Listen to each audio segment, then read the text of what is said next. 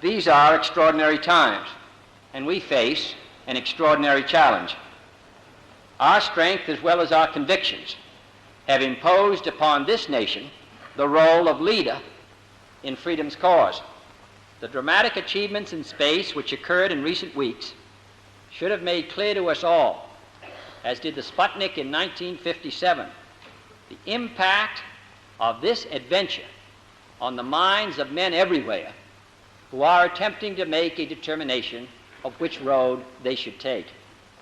I believe that this nation should commit itself to achieving the goal, before this decade is out, of landing a man on the moon and returning him safely to the Earth. No single space project in this period.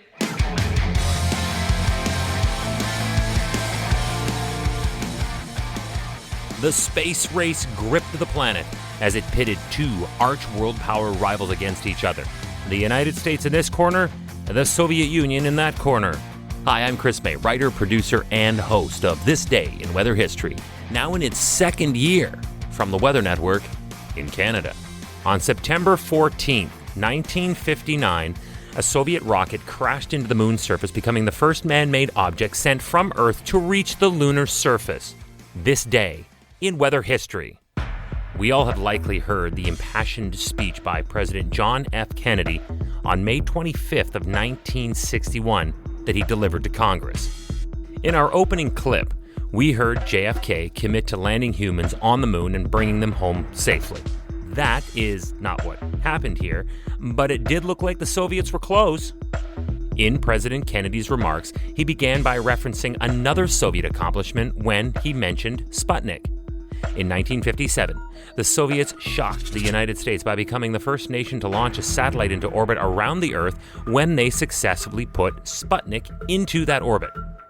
The White House was deeply concerned because this brought about brutal optics.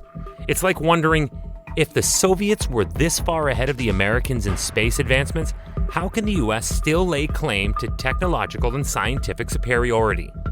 But here's the thing, optics are just that. They're superficial.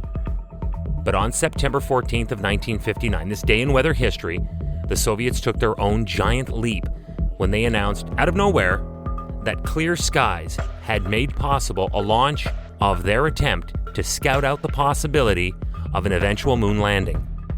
Yes, a rocket carrying the very familiar red flag with that gold sickle and hammer of the Soviet Union had indeed crash-landed onto the moon's surface. They made it.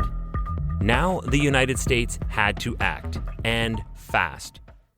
Welcome to year 2 of this podcast. Right now, you're listening to the full version of today's story on your favorite podcast provider, but there's also the daily podcast video short. They're shot right here in my podcast recording studio, so you get that perspective, but oftentimes they will include visuals from that day's event from when it happened in weather history. So after listening to the full story, go check out the podcast video short on television or online anytime at theweathernetwork.com/weather history.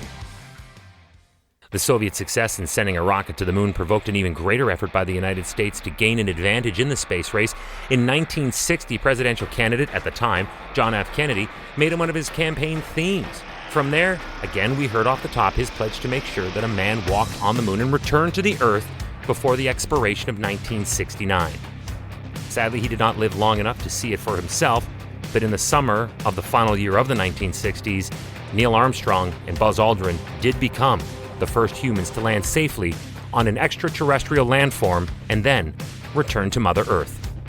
And in the development of this space program, we were blessed with the following technological advancements that have benefited weather observation and analysis. Inventions like supercomputers, satellites, radar, modern jet propulsion, and onboard GPS, and that's just to name a few. Clear skies allowed the rocket to launch and crash into the moon to throw a space race into hyperdrive. Next thing we know, it's September 10th of 1961, and we are suddenly monitoring and analyzing hurricanes from space for the first time. Also another episode of this podcast. It happened on September 14th of 1959. This day in weather history. Hey, do you like the podcast? We'd love to hear from you. If you have an idea, go right now to wherever you're listening to me and rate us if you would, please. It's on a 5-star system, and we would love as many stars as you can afford. So rate us, but then also review us. This way we can always stay on top of how you'd like to see the show evolve. Then remember to subscribe to this podcast. Click the subscribe or follow button right there on the very same podcast homepage you're listening on. You'll be immediately reminded that the next day is ready to listen to, and you also have access to every episode in the archives. It dates back to June 1st of 2020, so there is a lot that we got to get caught up on this day in weather history. Tomorrow is September 15th, and we're still talking about hurricanes because 'tis the season. We're only going back to the year 2020, and we're talking about Hurricane Sally, and in only 4 hours, 4 months worth of rain would fall. How much is that, and what happened, is all part of tomorrow's episode right here on This Day in Weather History with me, your host, Chris May.